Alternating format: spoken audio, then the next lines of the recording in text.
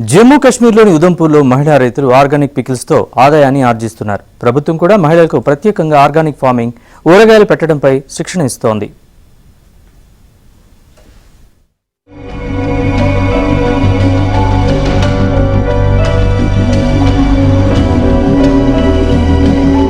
అల్లం, వెల్లుల్లి ఒకటేమిటి, రకరకాల పికిల్స్ పెడుతున్న వీరంతా జమ్మూలోని ఉదంపూర్ ప్రాంత మహిళా రైతులు. ఒకప్పుడు ఉగ్రవాదం రాజ్యమేలిన ప్రాంతంలో ఇక్కడి ప్రభుత్వం మహిళలకు సేంద్రియ వ్యవసాయంలో శిక్షణనిచ్చారు. వెల్లుల్లి, అల్లం, మామిడి ఇలా రకరకాల పంటలు పండిస్తూ వాటితో పికిల్స్ తయారు చేస్తున్నారు. ఇంట్లో కూర్చొని పికిల్స్ పెడుతూ రెండు చేతులా ఆర్జిస్తున్నారు. ఉదంపూర్ ప్రొడక్ట్ అనగానే షాపింగ్ మాల్స్ సైతం ఎగబడి తీసుకుంటున్నాయి. और हम यहाँ पे एक रोज़गार का काम करते हैं।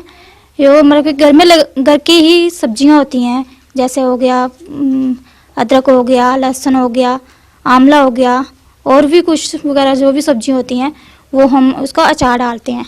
और हमारे साथ बहुत सारी लेडीज़ जुड़ी हुई हैं, कम से कम कोई 200-300 तो होंगी ही। तो हम अपना रोज़गार यहाँ पे करते हैं और जो अचार बनाते हैं तो वो हम बेचते हैं आगे, तो इसमें कोई मिलावट नहीं है।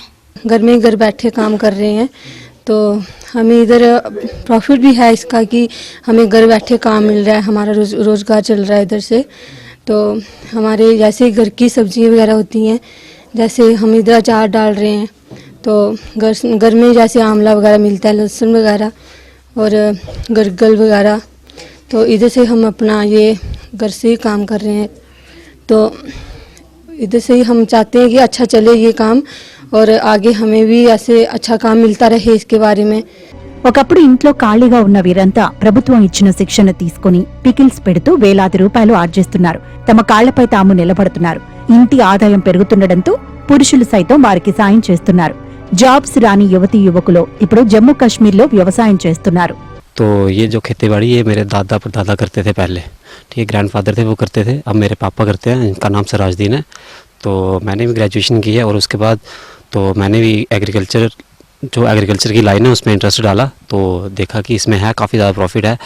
तो क्योंकि आजकल के जो यूथ है ना तो वो जा रहे हैं आगे वाली तरफ की, जो जॉब देख रहे हैं, ठीक है, हम ही एग्रीकल्चर नहीं करेंगे तो बाकी दुनिया क्या खाएगी, तो इसलिए हमने एग्रीकल्चर की तरफ आने लगा।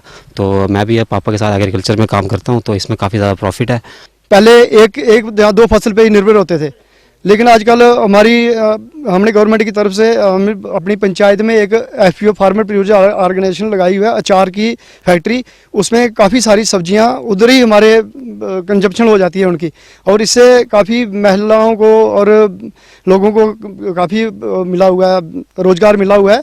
इससे मैं थैंकफुल होना चाहता हूँ उसका गवर्नमेंट ऑफ इंडिया का, जिन्होंने ऐसी स्कीमें हमारे गांव के लिए लाई। और जैसे उनकी स्कीम थी गवर्नमेंट ऑफ इंडिया की, किसानों की आय दोगुनी करनी है। విశాల్ మెగా మార్ట్ చిన్న చిన్న గ్రాసరీలు సైతం ఈ మహిళలు తయారు చేసిన పికిల్స్ ను తీసుకుంటున్నారు. మటన్ పికిల్ చేయడంలో సైతం ఉదంపూర్ మహిళలది అందివేసిన చెయ్యి. మహిళా సాధికారతలో భాగంగా మహిళలకు జమ్మూ కాశ్మీర్ హార్టికల్చర్ డిపార్ట్మెంట్ 30 రోజుల ట్రైనింగ్ ప్రోగ్రాం నిర్వహిస్తోంది.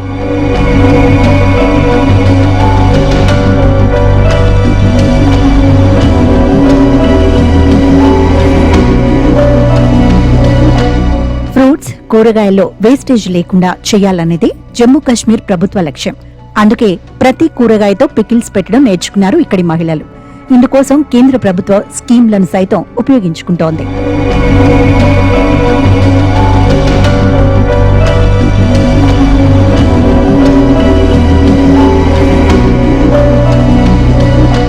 ఉదంపూర్లో సేంద్రియ పంటలని సాగు చేస్తున్నారు రైతులు. వీరికి ప్రభుత్వం సైతం సబ్సిడీలు భారీగా అందిస్తోంది. పీఎం కిసాన్ పథకాన్ని ఉపయోగించుకుని ఇక్కడ 54,787 మంది రైతులు ఆర్గానిక్ ఫార్మింగ్ చేస్తున్నారు. అందుకే ఉదంపూర్ ఊరగాయలకు దేశవ్యాప్తంగా మంచి పేరుంది.